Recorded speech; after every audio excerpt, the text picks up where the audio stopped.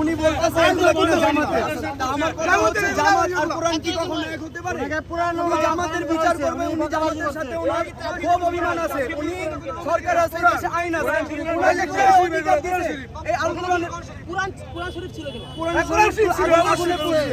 এই দেখুন, এই দেখেন এখানে প্রত্যেকটা ইয়া আছে। সে কিছু বলছে কিনা? কেন সে বলছে যে জামাতের সাথে তার নাকি রাগ পোষণের জন্য সে বিচার চাইতে আইছে। আমাদের পবিত্র আল কোরআন এটাকে পড়ছে, দেখেন কিভাবে পড়ছে। একটু দেখান আমাকে নিষেধ করানো হয়েছে। উনি জামাতের সাথে আমার প্রত্যেকটা মেয়ের কোরআন আমাকে নিষেধ করা যে আমি বিচার পাবো না, তাই পবিত্র আল কোরআন শুনতে পড়ে যাবে। ঠিক না ভাই, আমার সামনে পড়েছে ওই অধিকার দিতে একটা মুসলমান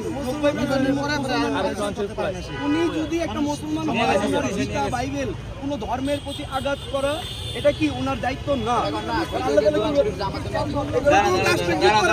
দেখেন কি বলে ওনার নাম কি, ওনার পরিচয় কি বলতেছে যে ওনার পরিচয় পাওয়া গেছে কিনা? নাম হচ্ছে মেহেদী হাসান। উনি বিগত জামাতের রাজনীতির সাথে জড়িত ছিল। জামাতে যাওয়ার পর ওনাদের বিভিন্ন ঝামেলার কারণে এই জন্য সে পবিত্র কোরআন ওনার আইডি কার্ডটা উপরে ফেলেছে। প্রথম উনি কোথায় চাকরি করে, কি করে? চাকরি করে জি জামাতের সাথে ছিল। তাকে নাকি বলা হয়েছে সে ওই সংগঠনের সাথে যায় নিজে অনেক এটা কোনো চক্রান্ত।